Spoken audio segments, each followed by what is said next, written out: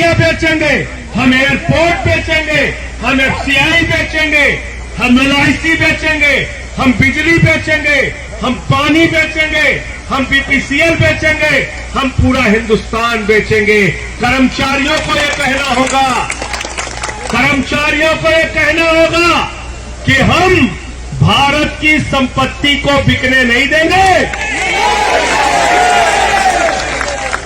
वो लोग सपोर्ट कहलाते हैं जो मां बाप की संपत्ति को बढ़ाते हैं, और जो मां बाप की संपत्ति को बेचते हैं उनको क्या कहते हैं?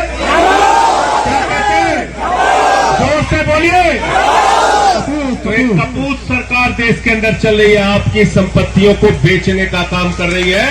आप इसमें लिखिए, हम सरकारी कंपनियों का निजीकरण नहीं होने देंगे। और एक चीज और याद रखना, यह आरक्षण की व्यवस्था अगर सरकारी विभाग ही नहीं रहेगा तो खत्म हो जाएगी अपने आप। फिर कहां रहेगी आरक्षण की व्यवस्था? अपने आप खत्म हो जाएगी। और अब तो सवर्णों को भी लड़ना पड़ेगा, क्योंकि तुम्हारा भी आरक्षण हो गया। इसलिए अबे अगला पिछड़ा मत करना सब लोग। मोदी जी ने सवर्णों के लिए ईडब्ल्यूएस का जो आरक्षण किया है वो भी खत्म कर देंगे अगर इसको अडानी को बेच दिया। एयरपोर्ट को बेच दिया, अडानी को बेच दिया। कहते हैं भारत माता की जय, हम भारत की रेलवे बेचेंगे। कहते हैं भारत माता की जय, हम कोल इंडिया बेचेंगे। अरे बेईमानो, भारत माता की जय भारत की संपत्ति बढ़ाने से होगी, बेचने से नहीं होगी। बेचने से नहीं होगी। एक कमजोरी हमारी इन बेईमानों ने पकड़ रखा है। एक कमजोरी से सबको बाहर निकलना पड़ेगा। कर्मचारी हो, मजदूर हो, किसान हो, नौजवान हो, व्यापारी हो, माताएं बहनें हो, जाति धर्म की कमजोरी से बाहर निकलिए और अपने मुद्दों की लड़ाई लड़िए। जिंदाबाद।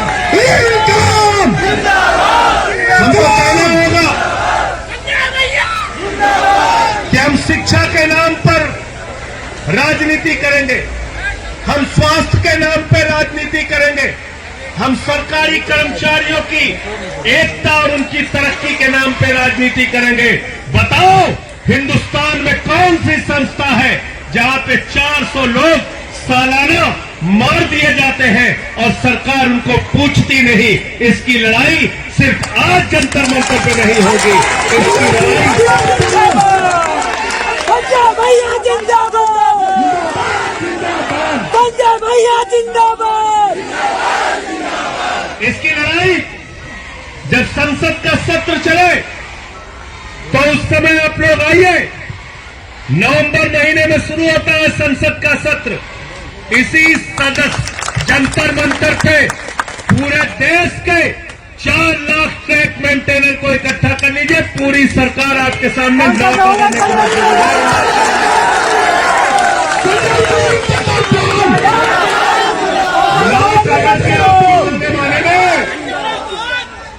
याद रखना। और मैं तो विपक्ष में हूं, एक ही वादा आपसे करके जा रहा हूं, लाठी खाओगे लाठी खाऊंगा, जेल जाओगे जेल जाऊंगा। पार्लियामेंट में आपकी आवाज उठाने,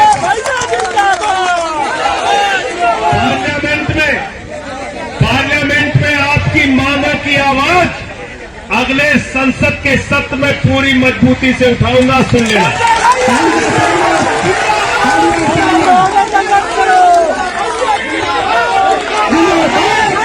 कोई ऐसा मुद्दा नहीं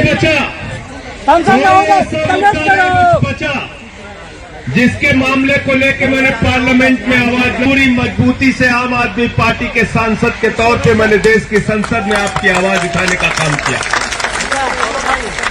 और जब यहां रामलीला के मैदान में ओल्ड पेंशन की बहाली को लेकर कर्मचारी आंदोलन पर बैठे थे तो मैंने दिल्ली के मुख्यमंत्री अरविंद केजरीवाल जी से अनुरोध किया कि आप पुरानी पेंशन दिल्ली में बहाल कीजिए, और उन्होंने दिल्ली की विधानसभा में पुरानी पेंशन बहाल करने का प्रस्ताव पारित किया।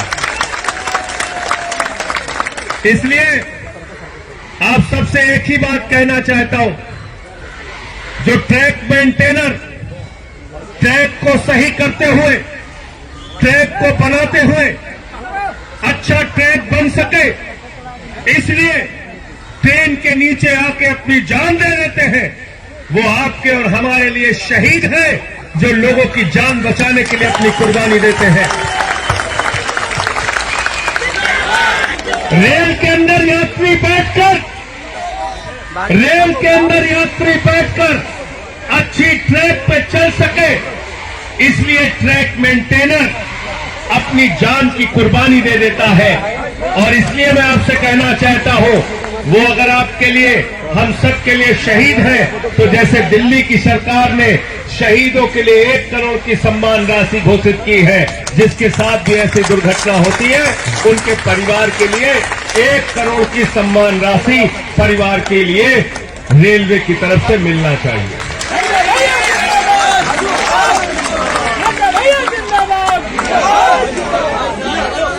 प्रमोशन की जहां तक बात है, एलडीसी की बात आप लोगों ने कही, अगर आप नौकरी कर रहे हैं तो प्रोन्नत तो उसका हिस्सा है, प्रोन्नत तो उसका हिस्सा है नौकरी का, उसको प्रमोशन मिलना ही चाहिए जो रेलवे के ट्रैक मेंटेनर के तौर पे भर्ती होता है। और ऐसा नहीं है, मैं ये कह सकता हूं, भारत सरकार में बहुत सारे केंद्रीय मंत्री ऐसे हैं, भारतीय जनता पार्टी में बहुत सारे विधायक और मंत्री ऐसे हैं, कई तो मुख्यमंत्री ऐसे हैं जिनसे ज्यादा पढ़े लिखे ट्रैक मेंटेनर हैं। है कि नहीं बताओ? है कि नहीं? है कि नहीं?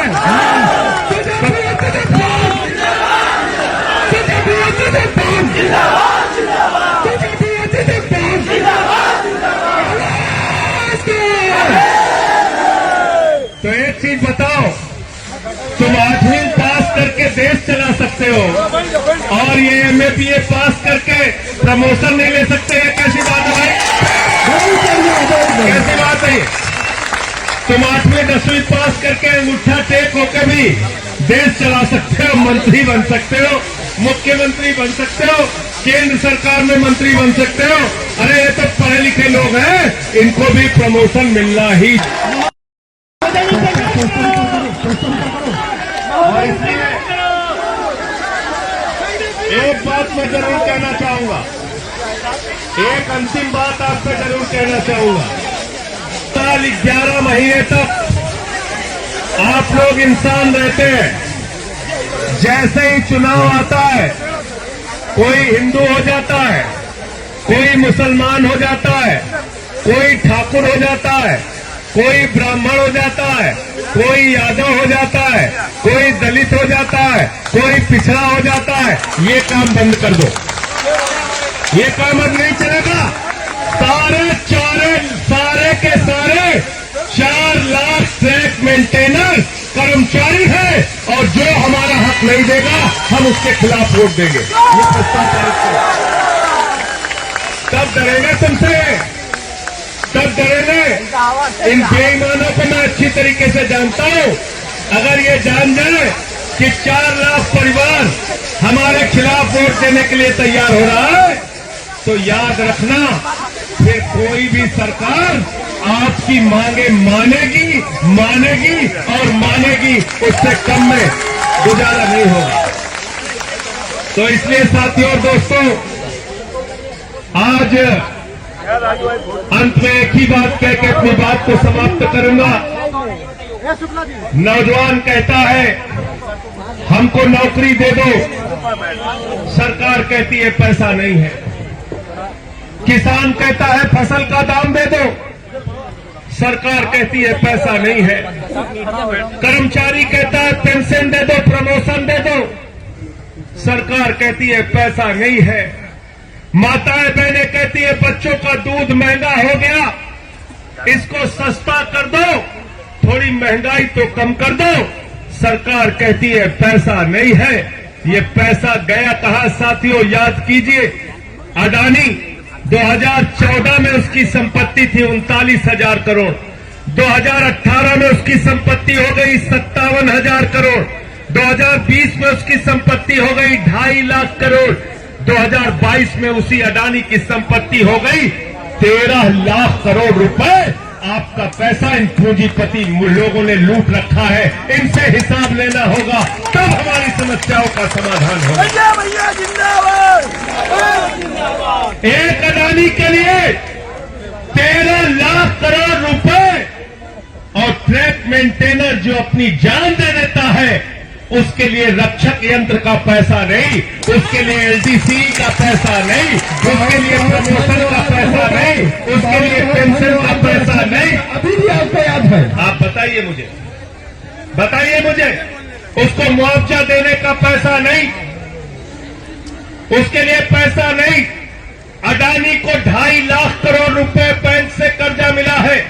एक आदमी को दुनिया का दूसरे नंबर का अमीर बना दिया मोदी जी, और ट्रैक मेंटेनर गरीबी में मुफलिसी में अपना परिवार चलाए, ये दोहरी व्यवस्था नहीं चल सकती। तुम अडानी को 2 नंबरी अमीर बना रहे हो, बनाओ भाई, 2 नंबरी अमीर बना दिया उसको, लेकिन ट्रैक मेंटेनर की भी समस्या आपको सुननी पड़ेगी और इसका भी समाधान करना पड़ेगा। अंत में मैं फिर कह रहा हूं, इसको अलग अलग राज्यों की राजधानी में रखिए। उसके बाद नवंबर के आखिरी सप्ताह में पार्लियामेंट की शुरुआत होगी। तारीख आप लोग तय कर लीजिए, लेकिन 4 लाख ट्रैक मेंटेनर जिस दिन दिल्ली की सड़कों पर आ जाएगा, मैं दावे के साथ कहता हूं, रेल मंत्री नहीं, देश की सरकार और प्रधानमंत्री को आपकी एक एक मांग माननी पड़ेगी, सुननी पड़ेगी। पार्लियामेंट के सत्र में क्या बोलूंगा वो सुन लेना। आपकी एक एक मांग को इस गूंगी बहरी